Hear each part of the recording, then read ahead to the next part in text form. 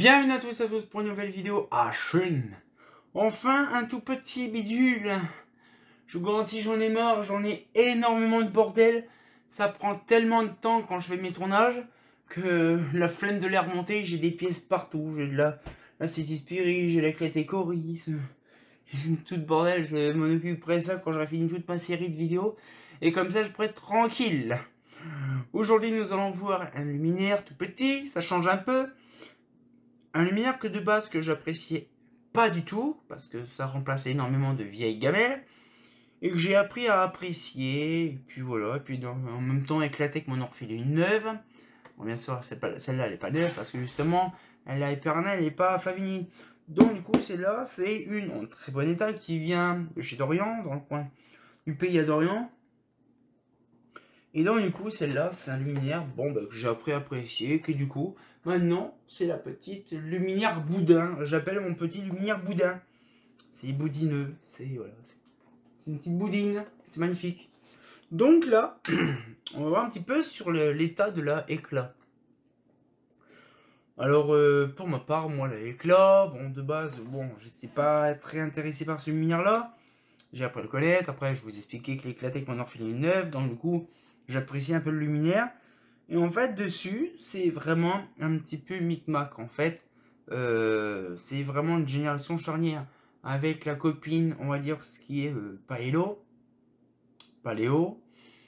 Il y a aussi la clip. Il y a ça, la éclat. Bref, un luminaire vraiment des années 2000. Hein, ça change pas. Sauf que chez Eclatec, il y a pas mal de modèles qui sont super bien repensés, bien comme il faut, il y a bien ce qu'il faut. Sauf qu'il y a des endroits, je crois pas sur celle-là, il y a des choses qui sont bizarres.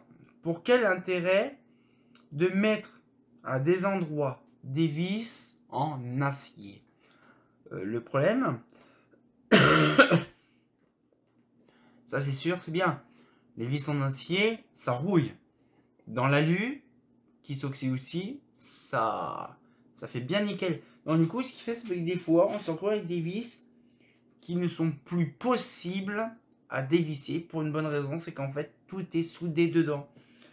Bon, après, c'est pas... Hein, de toute façon, c'est un luminaire, c'est fonctionnel, c'est fait pour durer un moment, puis après, ça dégage. Celle-là, elle est récente, parce que justement, celle-là, il y a un Dina Dimer dedans. Donc je pense qu'elle doit dater, puis en plus le logo Eclatec des années 2010 à peu près.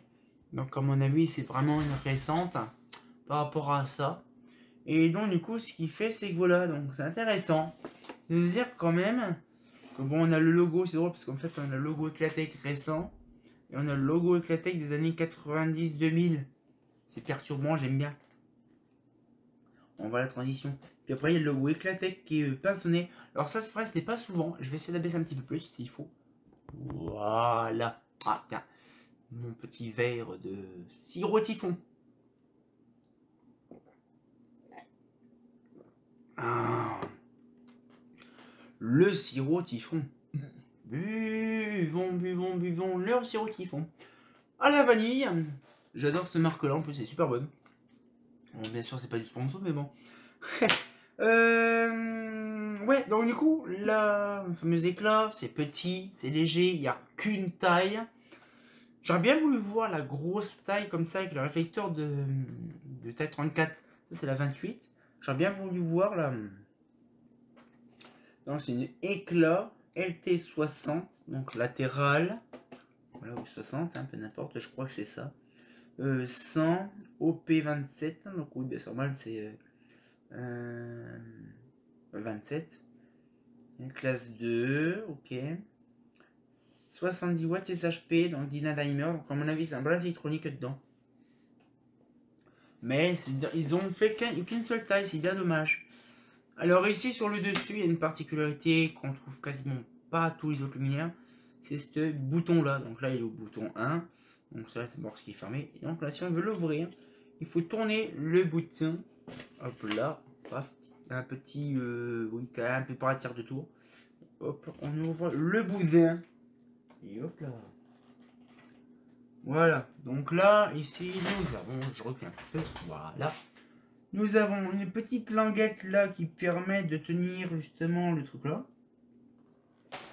Et là ici nous avons une espèce de chariot qui est bien spécifique, qui est pas comme l'Austral. On m'avait demandé une fois, je crois que c'était une notice pour les réglages de douille, je crois que c'est mon pote de l'Oise. Il m'avait demandé si j'avais pas de la doc sur les notices, sur les réglages de douille de chez Clatec par rapport... Pourquoi c'est bizarre là? Le truc est bizarre. Ah non, c'est bien ce que je dis, c'est complètement... C'est ça qui est chiant, dès qu'il y a un truc qui va pas, ben, ça part en charpie, ça part en vrac. Je suis pas trop fan des joints qu'Eclatec ont utilisés parce que justement, dès que c'est déformé, voilà. Et le problème, c'est qu'Eclatec, il mettait ça sur une petite paroi, en fait, il glissait le joint dessus. Sauf que si le joint, il se détend ou machin, mais il se met comme ça sur le côté, puis il se barre. Non. Sinon, ces modèles-là sont super bien. C'est des bons modèles, j'aime bien. Donc, en fait, le câble d'alimentation se met ici, là. Se met ici, là, puis après, on a vraiment l'interrupteur traditionnel qu'on connaît toujours, là, du machin. Après, on a un tout petit... Ah, par contre, là, faut que je baisse un petit peu. Voilà. Ici, on a un tout petit filtre qui permet de filtrer l'air ambiant dans l'enceinte pour le ressortir dehors. Et ça, c'est bien ce qu'ils ont fait. C'est très, très bien. Ça permet d'avoir, on va dire, un univers étanche, mais d'un autre côté, qui permet aussi d'être respirable, on va dire, pour l'enceinte optique, pour pas qu'il y ait de surchauffe non plus de l'enceinte optique. Hein. Pourquoi? Parce qu'il faut aussi penser que l'électronique, ça chauffe. C'est pas comme les balles ferromagnétiques, c'est pareil. Donc c'est très bien pensé. Donc là, nous avons le Dynavision. Donc là, le Prog XT Zone 70. Donc bien sûr, hein, version DALI. Hein, donc le DALI qui est programmable devant. Ça, c'est bien. Mais pour ma part, je regarde, je crois que oui, c'est ça, c'est le DALI. Le DALI se branche ici. Donc j'aime bien chez eux. En fait, attention, chez Clatec ou peu n'importe quelle marque, ils utilisent les mêmes ballasts, les mêmes machins. On dit des ballasts, mais bon, c'est plus quasiment que des drivers maintenant. Des ballasts électroniques. Et bien, ils sont configurables. Alors ça, c'est super bien. On peut choisir plusieurs versions de choses là-dessus. Elle date de 2016. La machine, la carcasse. Alors la lanterne, platine éclat, sodium 70, programmé, ok. Je n'ai pas de texte officiel de date. Moi, je pense que c'est ça, ouais. C'est vraiment 2016.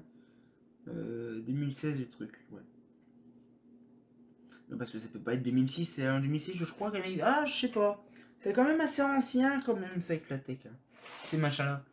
Alors après, il y a pareil, un autre truc, puis après, on va faire autre chose quand même. Là, ici, il y a une autre rigole, là, qui va là et qui va ici. Mais c'est quand même aussi bien, ça, quand même. Ils ont tout prévu, ils ont tout calculé, c'est ça qui est bien. Je regarde parce qu'on dirait qu'il y a une petite tégénère dans le fond. Est-ce qu'il y a une tégénère? Non, elle est desséchée. Donc en fait, là chez eux, je sais bien, chez Clatec, comme certaines marques aussi, ils font, c'est les petites rigoles. Ça j'aime bien, mais de ouf. Parce que ça permet de voir que s'il y a de l'eau, ne va pas dans l'enceinte, elle va dans, comment, dans la rigole sur le côté, elle se barre par le petit, hop là, le truc qui s'est rebarré. Voilà. Voilà, donc ça. Je referme ça. Le boulon se barre. Et hop là. Et là, tac. Voilà. D'où les petits trous. Hop là. Là. Les petits trous ici, là. Ici, il y a des trous ici. Et puis là. C'est ce qui permet, on va dire, de retirer la floquette. Donc ça, c'est super bien. Alors, j'ai pas fait gaffe si les vis étaient carrément perforées dans la culasse ou il y avait un trou de l'autre côté. J'en sais rien, j'ai pas fait gaffe. Parce que s'il y a un trou entre les deux là-dedans, et puis que l'eau elle touche là-dedans, c'est sûr que la vis elle va être morte. Qui presse et tout. Ça c'est super bien. On défait ça, on retourne et on peut réduire la dimension, on va dire, de la crosse. Ça c'est bien ça. Du mât ou de la crosse, comme vous voulez. Mais ce que je veux dire, c'est que c'est vraiment un excellent modèle. C'est petit, c'est robuste, et tout en fonderie d'alu. avec une petite pièce, je pense que ça va être de l'acier, on va dire un petit peu acier zingué, un peu chimique. Mais sinon, c'est quand même un luminaire de qualité, que j'apprécie énormément, qu'Eclatech sait faire. Pas mal de... pas mal de petits défauts, des fois dans certains trucs, ça arrive, hein. Rien n'est performant. Mais à dire, c'est que là, des vis, par exemple, ça a été mis des vis en inox avec un petit peu de graisse dessus pour fileter, bon, ben ça sera bien. Parce que là, en fait, le problème, c'est que même à vide, on a du mal à dévisser les vis. Hein. Les vis là, pareil, en acier. Quand on veut vouloir défaire le truc là, bah, quand c'est neuf, ça va. Quand c'est usé, terminé. Puis après, il y a des trous, je ne sais pas ce que c'est, ces trous là. Ici, il y a des trous. Je pense qu'un hélice, ça devait être pour une utilité bien spécifique que j'ai jamais vu. Ce qu'on voit, c'est vraiment, il y a un truc de taraudage dedans. Puis là, c'est pareil. À mon avis, il devait avoir un truc. Faut que je me renseigne de mon côté de ce qu'il y avait ici. Il devait avoir un support vasque, une casquette ou j'en sais rien. Enfin, je regarde. Mais franchement, pour ma part, ce fut quand même un petit luminaire que je pensais pas moi dans ma vie récupérer. Et donc du coup, c'est vrai que j'ai dit, bon, bah, pourquoi pas faire une petite vidéo sur la petite Eclatech éclat. Mon âge, je crois qu'on m'a demandé beaucoup de lumière, certains passionnés. Ils m'ont demandé notamment, comme une fois, c'était la fameuse la Eclatech Paléo. Il y en a plein qui m'ont demandé, ouais, la Paléo, elle arrive quand, elle arrive quand, elle arrive quand. J'ai dit, elle arrivera. Et un jour, je vais la faire, puis voilà, c'est fait.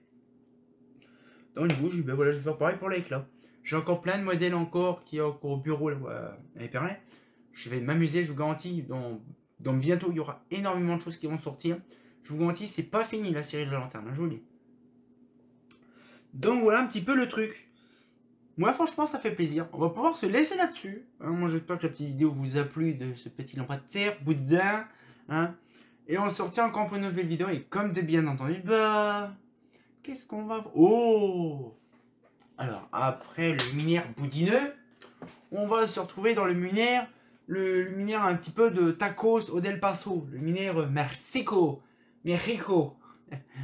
Je vous garantis, c'est un truc aussi encore immense, un bateau le truc. On a hâte de voir ça parce qu'après, moi, j'en fais peut-être une dernière après, ça serait bien. Donc on se retient encore pour une nouvelle vidéo et comme des bien entendu, bah... Oh, du boudiné, hein. Un fait pas faux.